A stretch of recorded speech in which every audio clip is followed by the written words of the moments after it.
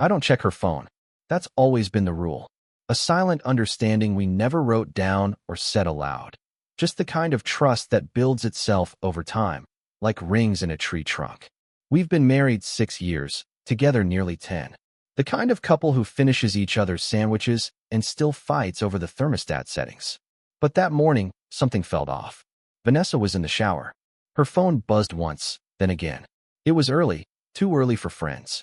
I was sitting on the edge of the bed putting on my socks when the screen lit up with a contact name that made my stomach lurch. Sarah. I almost didn't look again. I know a Sarah. We both do. She's one of Vanessa's oldest college friends. The kind who still sends her cat memes and remember when photos from drunken sorority parties. But this text, it wasn't a cat meme. It was a short message. Just a few words. Can't stop thinking about the other night. I stared at it like it had teeth. Then another came through, as if the phone knew I was watching. You taste like heaven. I sat there, paralyzed. My hand hovered over the phone, not touching it, just breathing in that nauseating stillness. Then I heard the water stop. I acted fast, grabbed my keys, muttered something about needing coffee, and left before she stepped out. I didn't want to look at her face. Not yet. Not until I knew more. I drove to the nearest gas station and parked behind it, hands shaking against the steering wheel, the heat inside the car stifling, suffocating. Sarah? No, it couldn't be. Vanessa and we weren't perfect, but we were solid. Or so I thought. We had our routines, morning coffee together, Sunday grocery runs, date night every other Friday unless work got in the way. Nothing earth-shattering, but real. And yet, those messages weren't meant for a woman named Sarah. No woman writes that to another unless something else is going on. My gut twisted. That was a man's message, no doubt in my mind. The flirty edge, the physical detail, it reeked of testosterone. So, what the hell was he doing saved in her phone as Sarah? I had to know. And I wasn't going to get answers sitting behind a gas station like some discarded extra in a low-budget drama. I went home. Vanessa was in the kitchen by then, hair wrapped in a towel, robe tied lazily around her waist. She smiled when she saw me. That same easy smile I used to think meant home. I asked if she wanted breakfast, and she said she already grabbed something light. Granola or yogurt. I don't remember. My ears were ringing. I kissed her cheek, said I'd be working from home. She didn't question it. After she left for the office, I locked the door, shut the blinds, and pulled out the tools. I'm not a tech wizard by any means, but I know enough. I had software, stuff I'd downloaded months ago to track down an old phone I'd lost. With a few steps, I mirrored her phone onto mine, syncing texts and call logs. What I found hollowed me out. There was a Sarah, but it wasn't Sarah. The contact number traced back to a guy named Aaron Decker. No mutual friends. No social media ties.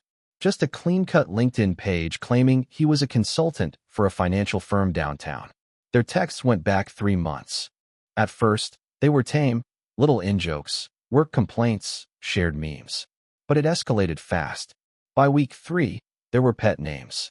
Nicknames I'd never heard her use. References to dates, to that hotel on Maple, to moments that clearly weren't innocent. One message stuck with me. I keep thinking about you lying to him, and how much that turns me on. That was a punch to the ribs.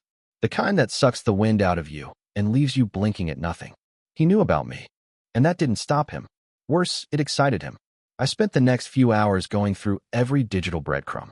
Call logs, voicemails, even calendar entries she'd labeled as team meetings or lunch with clients. Half of them aligned with his messages. There was a pattern, a secret rhythm to their meetings, woven right into our life. Like a parasite nesting in plain sight. By noon, I was spiraling. I stared at the texts until the screen blurred. I couldn't eat, couldn't drink, could barely breathe. That afternoon, I picked up our dry cleaning, a normal chore, grounding, harmless. But inside the bag was her red dress. The one I hadn't seen in months. The one she wore on our anniversary 2 years ago. I asked her about it that night. She said she wore it to a company event. Just a formal thing. Boring, really. I smiled, nodded. Said it looked great on her. But all I could picture was him unzipping it. I didn't confront her. Not yet. I wasn't ready. Instead, I watched. Listened.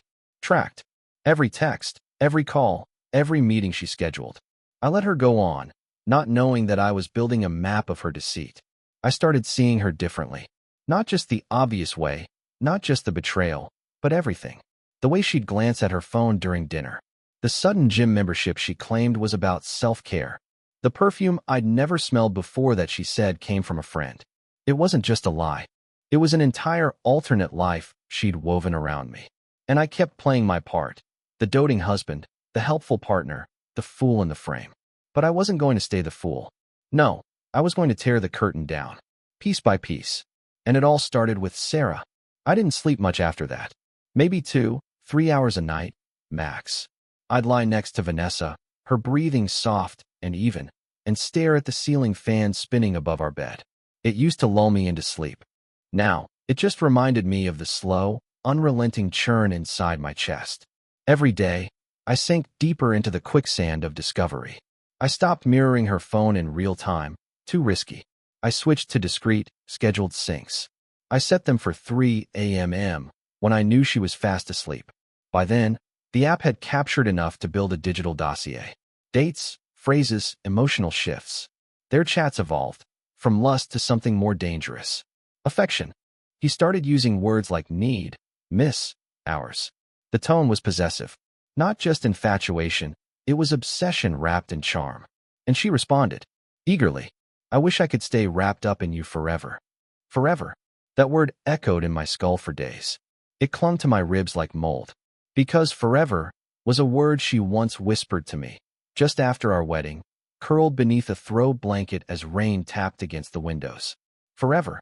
Funny how promises rot. One morning, I faked a headache to stay home. Vanessa kissed my forehead and left for work like it was just another Tuesday. I waited 15 minutes before opening the drawer in her closet, the one she thought I never noticed. Beneath her scarves, I found a small velvet pouch. Inside it, a key. Hotel key card. Generic. Unmarked. But it smelled faintly of her perfume. It was stupid, I know. A single hotel key proves nothing. Could be old. Could be from a girl's weekend. But I knew. She hadn't even tried to hide it well. I placed it back exactly where I found it, down to the last fold of silk. Then I sat in the bedroom, staring out at the yard where we used to sit with wine and talk about our kids' futures. The grass looked greener last year. Or maybe I just imagined it did. That night, she brought home takeout. Thai, my favorite. She asked how I was feeling. Better, I said. I lied through rice noodles. She told me about a new intern at work. A kid named Jordan who wore too much cologne and asked too many questions. She smiled as she said it, the way she used to smile at me. And I nodded along like a good listener, like a husband who didn't know that just 24 hours ago, she'd texted Aaron. Wish I could bring you home and feed you pad thai in bed. She didn't even try to be subtle. I started to wonder if she wanted to be caught. That weekend, she had a work retreat. It was 2 hours away, in a cabin near Lake Elwood. Strictly business, she said. No spouses allowed. Of course not. I told her to have fun. She packed light, just a duffel bag and a smaller tote. I watched her zip them up, watched her kiss our son on the forehead, watched her hug our daughter with that same maternal grace she always had. She wasn't a monster. That made it worse. After she drove off, I sat in the silence. Then I moved. The hotel key still nagged at me. I started calling around. A few local places, smaller chains. Most of them wouldn't give me anything without a confirmation number. One finally did. A clerk at the Evergreen Suites recognized the last 4 digits of Vanessa's card from a previous transaction. Yes, that card was used last Thursday, she said. Room 312. Bingo. I asked if they had cameras. She said yes, but footage was cleared every 72 hours. I thanked her, hung up, and felt something settle deep in my stomach. I wasn't crazy. I wasn't paranoid. I was right. Later that night, I checked the hidden camera footage from our home. The one I'd placed inside a hollowed-out hardcover on the bedroom shelf. Most days, it caught nothing but dust floating through sunlight. But last Thursday, she came home at 10:37 a.m., hours earlier than she claimed. She wasn't alone. A man entered behind her, tall, lean. I paused the footage, eyes glued to the screen. His face wasn't clear, just a partial side view, but it matched the LinkedIn photo I'd found. Aaron. He moved like he belonged.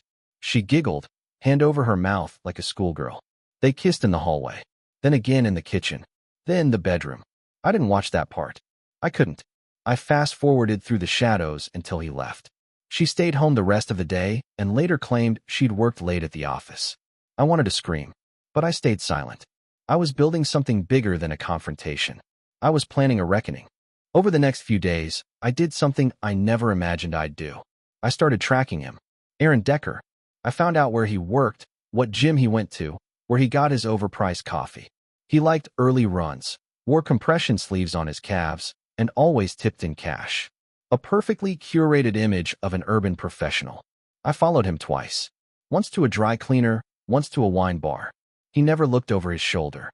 Never even considered that someone might be watching. Good. Because I needed him comfortable. I needed her unsuspecting. And I needed just one more thing, a final piece. I logged into Vanessa's mirrored texts again, one late Thursday. And there it was. Can't wait for next weekend. I booked the suite at Haven Ridge. Just us. No hiding. No hiding. That's when I smiled. Because for once, I agreed. The suite at Haven Ridge. She booked it on a Thursday. The weekend was 2 days away. That gave me 48 hours to turn heartbreak into strategy. I didn't tell her I knew, of course. Vanessa floated around the house those days, light and untethered, like someone who'd already stepped out of one life and into another. She smiled more. She sang along to the radio. She kissed me absent-mindedly on the cheek, like I was a colleague she vaguely appreciated. It was surreal, living inside the performance of a marriage with someone already playing another role off stage. By Friday, she was packing again, more excited this time, though she tried to mask it. She said she was going to a women's empowerment conference with coworkers. That's what she called it. She even printed a fake brochure. I found it on the printer tray that night. The detail made me sick. She'd taken time to design the lie. And me? I smiled and offered to drop her at the station. No, it's okay, she said, hoisting her overnight bag onto her shoulder. Sarah's picking me up. Of course she is. Tell the kids I'll FaceTime tonight. Love you, she added, kissing my cheek. I watched her walk to the car waiting at the end of the driveway. The windows were tinted, but I saw his silhouette in the passenger seat. She slid in, and they drove off. I waited exactly 90 seconds before I got in my car and followed. Haven Ridge wasn't far. A boutique hotel near the lake, popular for couples retreats and overpriced spa packages. I'd already booked the room next door to theirs under a fake name. No one questioned me. Money buys silence, even when it's wrapped in suspicion. By the time they checked in, I was already inside mine, camera bag on the bed, microphone equipment unpacked. I had watched a dozen videos, read forums, practiced setups. Everything was ready. I installed 2 microphones, one beneath their headboard, the other inside a vent close to the floor. My camera was smaller than a matchbox, disguised as a charger, plugged into the wall. They wouldn't notice. People never notice what they aren't looking for. I didn't record for prurience. I didn't want to see them touch. I wanted audio, words, admissions, and I got them. That night, lying on the hotel bed, headphones on, I listened to her voice as it broke through static.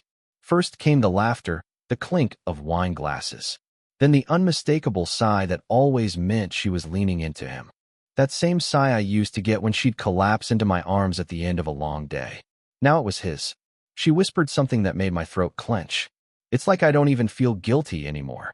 Then his voice, lower, more confident. That's because you're not doing anything wrong. You're following your heart. My hands clenched into fists. Then another line, soft, nearly lost in the static, but clear enough. You're the one I imagine a future with. I stopped the recording, pushed the headphones off, stared at the ceiling of my hotel room as if it might fall and crush me, and part of me wanted it to. I stayed up all night. By morning, they were gone. Checked out early, maybe for a hike, maybe just to avoid being seen. Didn't matter. I had what I needed. On Sunday evening, she came home and hugged the kids like she'd been away for years. She sat with them on the floor, asking about their weekend, helping them build a fort from pillows and couch cushions. Then she came to me, leaned into my side, and whispered, "Missed you." I couldn't speak. Instead, I just smiled and nodded, because I had decided what came next. I wasn't going to scream. I wasn't going to throw things. I wasn't going to cry in front of her. I was going to orchestrate everything. That night, I uploaded the audio clips to a secured drive. I edited only to trim silence. The context was clear enough. I matched the timestamps with photos from the hotel's public Facebook page. Ones that showed the check-in desk, the parking lot, the wine bar. In one blurry background shot, I could just make out Vanessa's bag sitting beside her chair. I printed it all, stacked neatly in a folder. Titled it simply, Truth. Then I called a lawyer. Not for divorce. Not yet. I wanted to understand everything first.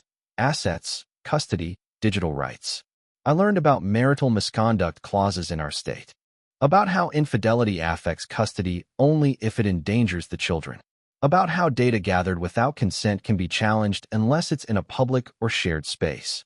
The microphones were a gray area. But the phone clone? That was dicey. Still, knowledge is power. And I was gathering it faster than she realized. A week passed. Then I got the call. My daughter's school, an incident in class. Vanessa hadn't shown up for pickup. I left work, heart pounding, and arrived at the school expecting an emergency. Turns out, Vanessa never intended to pick her up. She had told the school I'd be coming. A simple miscommunication, the staff said, but I knew better. I checked her phone clone that night. And there it was. A message to Aaron. Ugh, forgot about pickup. Can you believe I spaced it? He bailed me out though. Sweet man, still so useful. Still so useful. That was the moment something broke inside me. Not because I was surprised, but because I realized she saw me not as a partner, not even as a person, but as a fallback. A safety net for when her new fantasy fumbled. I stared at that message until the screen went dark. Then I picked up my phone and called the one person I hadn't yet involved, my brother, Dan. Dan, who worked in corporate security. Dan, who owed me for covering his legal mess 2 years ago. Hey, I said, voice flat. You busy next weekend? Not really. What's up? I need your help setting up a projection system. For a party. Family thing. Pause. You okay, man? Not really, I said. But I will be. He agreed without pressing further. I told him to be ready. Told him to trust me. Because I was done playing the role of the fool. The party would be next Friday, Vanessa's birthday. She had no idea I'd invited our close friends, her co-workers, even her parents. She thought it would be just dinner. But I had a different kind of celebration in mind. And this time, no one would be calling her Sarah. The house looked perfect that night. String lights zigzagged over the backyard, casting a soft golden hue across the lawn. The tables were dressed with navy blue runners and gold confetti stars, Vanessa's favorite color combination. A catered bar stood near the oak tree, already humming with activity. Laughter bubbled up from the patio where her co-workers chatted with old friends. Her parents were inside, sipping wine, admiring the family portraits. Everything looked like love. Everything felt like betrayal. Vanessa arrived fashionably late, as she always did. She wore a wine-colored dress, sleek and understated, like she wanted to look elegant without appearing to try. Her heels clicked against the stone path as she walked into her own celebration, her eyes widening as the guests turned and shouted in unison. Surprise! She gasped, hands over her mouth, then beamed. That smile, the one I'd once fallen for, before it soured into something else. She turned to me and kissed my cheek, whispering, "You did all this?" I nodded. "All for you." She glided through the party like a conductor, hugging her friends, laughing with her boss, posing for selfies with her sister. No sign of guilt. No flicker of discomfort. You'd think this was a woman who had everything she wanted. And maybe she did. Because I hadn't taken it away from her. Not yet. Dan arrived 30 minutes after her, dressed in a crisp black shirt, wheeling in a small travel case. We exchanged a glance. He didn't ask questions. He never did. I told him where the projector would go. The screen was already rigged behind the dessert table, covered with a decorative sheet and labeled Photo Memories. Vanessa assumed we'd be showing family pictures, old vacation clips, silly moments from the kids. She even joked about it once she saw the setup. "Just make sure there aren't any photos of me from college," she laughed. "No promises," I said. As the sun dipped and the sky went indigo, people began gathering near the screen. I tapped my glass with a fork and stepped forward, microphone in hand. The crowd quieted. Vanessa stood near the center, cheeks flushed, wine in hand. "I just want to say thank you," I began, "to all of you for being here to celebrate this incredible woman." Polite applause. She's a phenomenal mother, a dedicated professional, a loyal daughter, and she's always been the most important part of my life. I turned, meeting her gaze. Which is why tonight, I want to share something special, something personal, a reflection, really, of the love we've built, and what I've learned. I nodded to Dan. The lights dimmed. The screen flickered, and the first slide appeared. It was innocent. A photo of us on our honeymoon, sunburned and grinning. Then one of the kids building a sandcastle. Another of her and her mother in the kitchen. Soft piano music played. The guests smiled. Vanessa beamed. And then, the audio began. The screen darkened, replaced by the static logo of a voice memo app. The music cut. Then came her voice. Unmistakable, intimate, whispering. I don't even feel guilty anymore. A gasp rippled through the crowd. Vanessa froze. I let it play. 30 seconds. 40. The part where Aaron called me useful.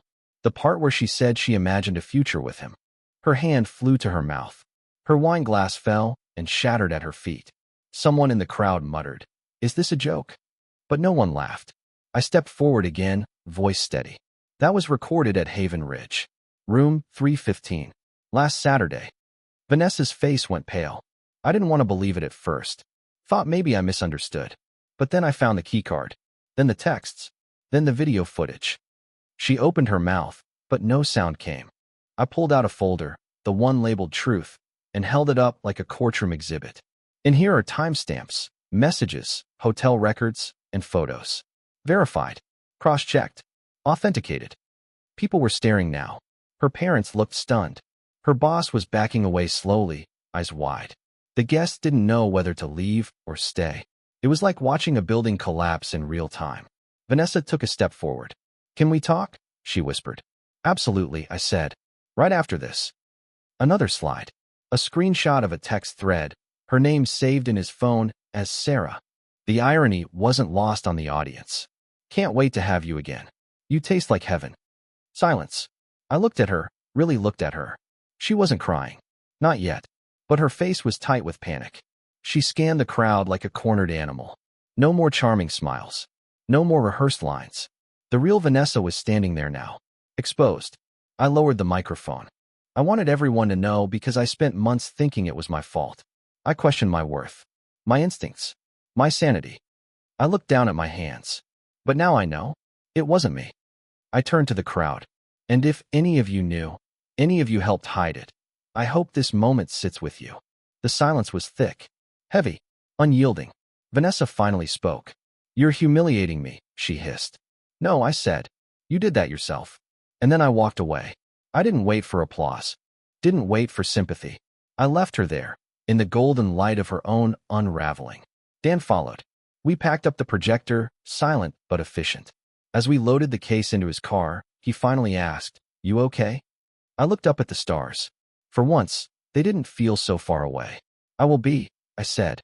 But as we drove off, I glanced back once, just once, at the house I had once called home. Vanessa was standing alone near the screen, confetti at her feet, blinking as if she still hadn't quite registered what had happened. And that's when my phone buzzed. A new message. From a number I didn't recognize. "You think you've won, but you don't know the whole story." I stared at it, heart thudding. Who the hell was this? The message stared back at me like a dare. "You think you've won, but you don't know the whole story." No name. Just a number. Local. Unfamiliar. I didn't reply. Instead, I read it 5 times, then copied it to my notes before blocking the sender. It could have been Aaron. Or a friend of his. Maybe even one of Vanessa's coworkers who felt her humiliation reflected on them. I didn't care. I'd already stepped off the stage. The next morning, Vanessa was gone.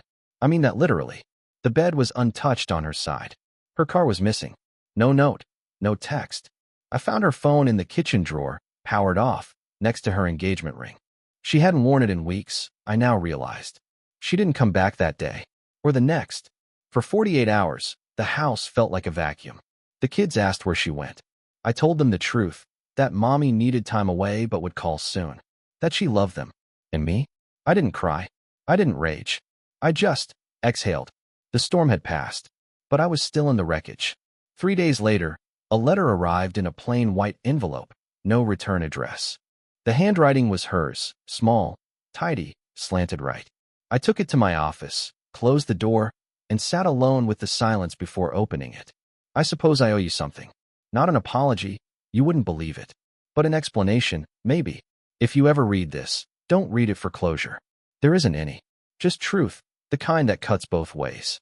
Aaron and I started innocently. You were working more, always tired. I felt invisible. He saw me. Not just physically, but fully. Or that's what I told myself. He made me feel alive again. And for a while, that was all I wanted. But it turned into more. Then I panicked. I didn't love him. I just loved how I felt around him. That's not an excuse. It's just what happened. By the time I realized how far I'd gone, I couldn't stop. And I didn't want to. I never thought you'd find out. I never imagined you'd do what you did. You were always the quiet one. The stable one. I never pictured you as the man who would drag me into the light. But you did. You made me look at myself. I hated it. I deserved it. The party? That broke something in me. Not the exposure, but the way you handled it. Calm. Precise. Like a mirror turned back on me. That night, I couldn't sleep. I drove to the lake. I sat in the car and listened to the recording you played for everyone. I wanted to hate you for it, but all I heard was my own voice, lying to myself. I don't know who I am anymore. I'm sorry for what I did. But more than that, I'm sorry for what I turned you into. The man who had to dig through shadows to find his own truth. Take care of the kids. Tell them I love them. Maybe someday, when they're older, I'll tell them myself.